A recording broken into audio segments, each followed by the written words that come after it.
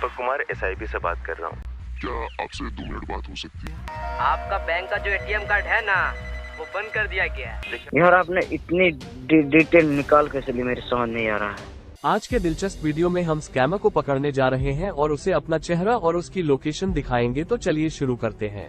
ये सब तब शुरू हुआ जब मैं फेसबुक पर स्क्रॉल कर रहा था और एक पोस्ट देखा कि कोई एक नई स्कूटी केवल 15,000 रुपये में बेच रहा है। विक्रेता से संपर्क करने के लिए पोस्ट में एक व्हाट्सएप नंबर भी था, इसलिए मैंने इसे आजमाने का फैसला किया। विक्रेता ने जम्मू हवाई अड्डे पर काम करने वाले एक सेना अधिकारी होने का दावा किया और उसने कहा कि वो स्कूटी बेच रहा था क्योंकि उसे दूसरे राज्य में स्थानांतरित किया जा रहा था। महीना पुरानी मेरा ड्यूटी ट्रांसफर होने के कारण इसको मैं सेल कर रहा हूँ और कुछ एक्चुअली मेरा यहाँ से अर्जेंट ड्यूटी ट्रांसफर हुआ है तो हमने एक्चुअली कार ले ली है, तो इस वजह से इसको सेल कर रहे हैं। देखो एयरपोर्ट के अंदर एंट्री का तो नॉट अलाउड है, होम डिलीवरी का रखा है, ओनली होम डिलीवरी है सर। सर आप फिर घर पहुंचा देंगे सारा सामान? कितने दिन में आ जाएगा घर तक सामान? ये देखो जैसे आप इसको आप बुक करा लीजिए, आपके पास शाम तक आइटम रिसीव हो जाएगा। मैकेनिक वगैरह आएंगे जो आपको 1 आवर चेक करा के आएंगे, चला के ऑन करके। क्या आप एयरपोर्ट में आर्मी में है? हाँ जी, CIC में जॉब करता हूँ सर मैं। जी ओके, कोई बात नहीं सर। पेमेंट का क्या है सर? पेमेंट क्या कैसे करेंगे अगर आप डिलीवरी करें? तो आपको 5,000 ऑनलाइन करना, बाकी आफ्टर करना है, नो प्रॉब्लम। और जस्ट मैं आपके नाम से बिल बना के ऑल आइटम का आपको। कीमत बहुत अच्छी लग रही थी और ये तथ्य कि विक्रेता मुझे वाहन दिखाने के लिए मुझसे व्यक्तिगत रूप से नहीं मिल सकता था ने मुझे और भी संदिग्ध बना दिया। इसलिए मैंने आगे जांच करने और ये देखने का फैसला किया कि क्या विक्रेता धोखाधड़ी था। मैंने उससे कीमत कम करने के लिए कहा और वो अंततः 8,000 रुपये पर आ गया। फिर उसने मुझे ऑनलाइन भुगतान करने के लिए कहा और स्कूटी को मेरे घर पहुंचाने का वादा किया। तभी मुझे यकीन हो गया कि वो एक स्कैमर है, लेकिन पीछे हटने के बजाय मैंने उसे पकड़ने का फैसला किया। मैंने उनसे विवरण एकत्र करना शुरू किया। मैंने उनसे अपना सेना पहचान पत्र भेजने के लिए कहा और उन्होंने मुझे 2 कार्ड भेजे जिनके बारे में मुझे यकीन नहीं था कि वे असली हैं या नकली। फिर मैंने उससे अपने बैंक खाते का विवरण भेजने के लिए कहा, तो मैंने उससे कहा कि मेरे पास ये बैंक नहीं है, मुझे कुछ और विवरण प्राप्त करने के लिए पेटीएम नंबर भेजे। और मैंने आपके लिए 11,000 बोला, इसके रेट में आपके लिए 8,000 करता हूँ। आपको होम पे आएगा, आपको होम पे पूरा इसका बिल मिलेगा, कंप्लीट मिलेगा, आपको कोई प्रॉब्लम नहीं है। सर आप वहीं पर जम्मू में ही रहते थे इससे पहले? हाँ, मैं अपना एयरपोर्ट पे रहता हूँ, तो मेरा यहाँ से ड्यूटी ट्रांसफर अपना उड़ीसा भुवनेश्वर एयरपोर्ट के लिए हो चुका है। अच्छा सर, आपका ये ट्रांसफर हो चुका है वहाँ? आपके नाम से बिल बनता है, मैं आपको अकाउंट नंबर डाल देता हूँ, आप भेज दीजिए, ठीक है? चलिए सर, कोई बात नहीं। आप मुझे, और अगर आपके पास कुछ कार्ड वार्ड है ताकि मेरे पास भी थोड़ी सी आइडेंटिटी रहे या फिर कुछ, तो फिर वो भी भेज। नहीं, आप उसका कोई प्रॉब्लम मत लीजिए, मैं अपने आपको CIC ID प्रूफ डाल देता हूँ। हाँ हाँ, आप ID प्रूफ डाल दीजिए आप ना, मैं आपको फिर अभी पेमेंट कर देता हूँ, आप डिटेल्स भेज दीजिए, है ना? ठीक, thank you sir so much. Hello sir. Sir मैंने आपको व्हाट्सएप पे पेटीएम नंबर डाल, पेमेंट करा के स्क्रीनशॉट डाल दीजिए, ऑफिस का है, ठीक है सर? हाँ सर। और जब वो ऐसा कर रहा था, मैं सोशल इंजीनियरिंग की कोशिश कर रहा था और मैं एक्सेस करने की कोशिश कर रहा था उसका कैमरा, ये देखने के लिए कि वो कहाँ था, लेकिन मैं असफल रहा। सौभाग्य से कई असफल प्रयासों के बाद मैं उसका IP पता प्राप्त करने में सक्षम था और वहां से मैं उसका सटीक स्थान प्राप्त करने में सफल रहा और कई प्रयासों के बाद मैं उसके कैमरे तक पहुंचने में भी सक्षम रहा। मैंने उसे एक जगह देखा था जहां निर्माण कार्य चल रहा था। शायद वो वहां एक मजदूर के रूप में काम कर रहा था। मैंने उसका स्थान, फोन विवरण और बैटरी प्रतिशत भी प्राप्त कर लिया बिना उसे जाने। वो मुझे भुगतान करने के लिए मनाने की कोशिश कर रहा था, लेकिन उसे क्या पता था कि वो मुसीबत में है। मैंने उसे वापस बुलाया। हेलो जी सर, आवाज आ रही है मेरी? हाँ जी सर, आ रहा है, बोलिए। जी बात एक बोलना चाहता हूँ। हाँ बोलो सर। जी, आप क्यों लोगों को ऐसे ठगते हो? क्या सर? ऐसे लोगों को क्यों ठगते हो? मैंने कब ठगा सर? आप क्या बोल रहे हो आप? Realme Nord 20 फोन लेके है तेरे हाथ में और बोलता है लोगों को कैसे ठगते हो? 4 GB रैम है तेरे फोन में, है कि ना? आपको क्या? नहीं, आप मेरा 4 GB रैम फोन है। मतलब कि तेरी सारी डिटेल्स मेरे पास आ चुकी है, अब तू देखेगा। ठीक है, तो मेरे को आप स्क्रीनशॉट डाल दो। तेरा फोटो, तेरा वीडियो, तेरा पूरा फोन की डिटेल्स मेरे पास है। और पता है मैं कहाँ से हूँ? 3 दिन में तेरे को पता लग जाएगा, तू उड़ जाएगा। जो नकली फोटो, नकली ये जो भेजता है ना, तू लोगों को ऐसे ठगता है। अच्छा, नहीं, आप में हिम्मत है तो आप मेरे को कुछ प्रूफ डाल दो। हाँ मैं आपको प्रूफ भी डालता हूँ, सब कुछ डालता हूँ। अब तो जाइए यूट्यूब पे। तेरी आईपी एड्रेस भी मेरे पास आ चुकी है, चाहे तो चेक कर ले।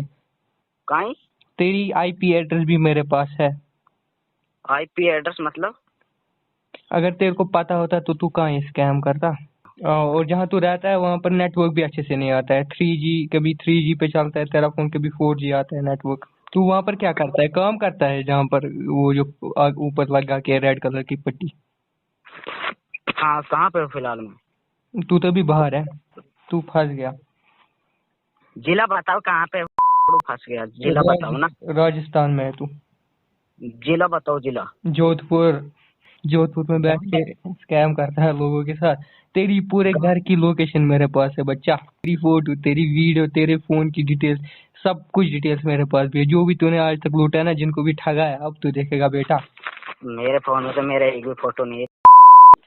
तेरे बाल भी बिखरे हुए हैं, सब कुछ दिख रहा है मेरे को। उसे वापस बुलाया और उसे अपने सारे विवरण बताए। ये है घोटालेबाज की तस्वीर।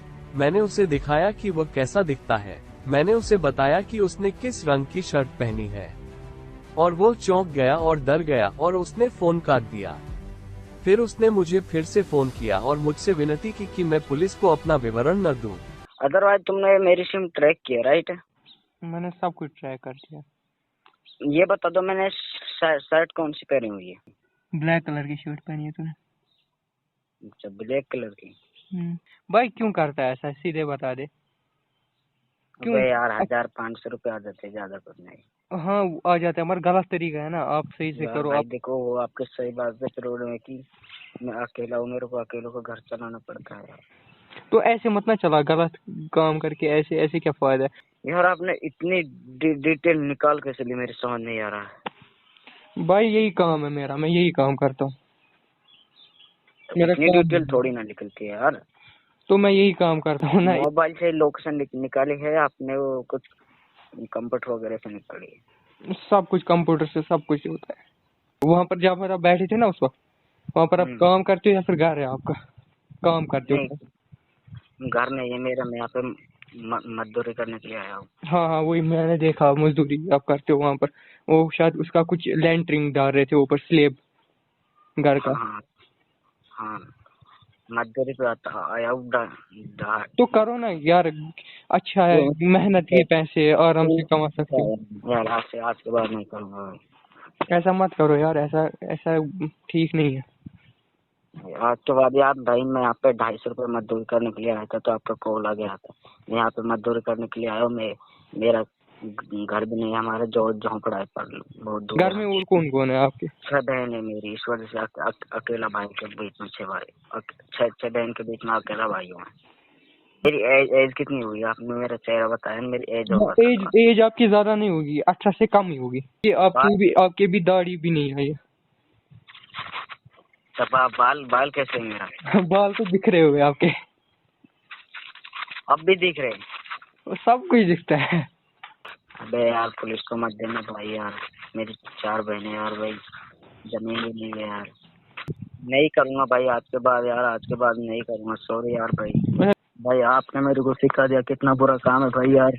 मैं वो लोग करते हैं, वो बोलते कुछ नहीं है भाई, मेरे को आपने बताया। अच्छा पुलिस का डर नहीं था आपको पहले से? आपको कोई पुलिस पकड़ेगा? मेरे को कोई ने बताया नहीं कि इसमें पुलिस ही पकड़ता है भाई। ओ भाई मुझे मारो। क्या बात कर रहे हो भाई, आप लोगों के पैसे लूट रहे हो और आप बोल रहे हो कि मेरे को किसी ने नहीं बताया कि इसको पुलिस पकड़ सकती है। क्या ये वो नहीं, वो पुलिस वो बोल रही कि ऐसे सिम का लोकेशन नहीं निकलता, पुलिस नहीं पकड़ सकती।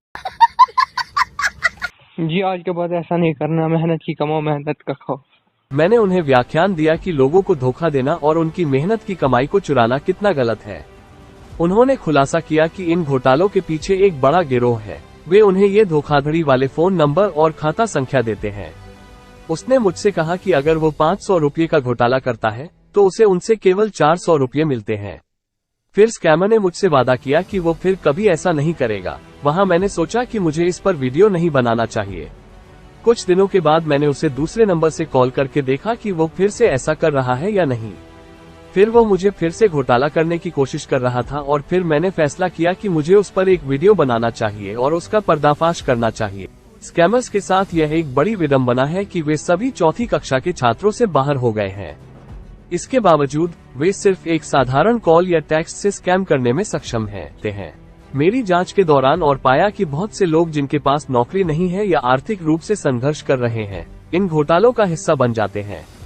जिस स्कैमर को मैंने पकड़ा वो लोगों को आकर्षित करने के लिए फैंसी पोस्ट का इस्तेमाल कर रहा था और बेहद कम कीमतों पर आइटम बेच रहा था, जो एक और ट्रैप था।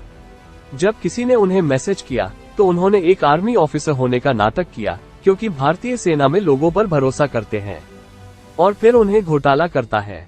वो अपने फोन से अपने घर में या अपने घर के बाहर अपनी गतिविधियों का संचालन कर रहा था। मुझे एहसास हुआ कि वो संभवतः नाबालिग था और कई अन्य स्कैमर्स भी नाबालिग हैं। इसलिए मैं आपसे आग्रह करता हूं कि आप उनके घोटालों में न पड़े। मुझे उम्मीद है कि साइबर पुलिस उसे बहुत जल्द पकड़ लेगी।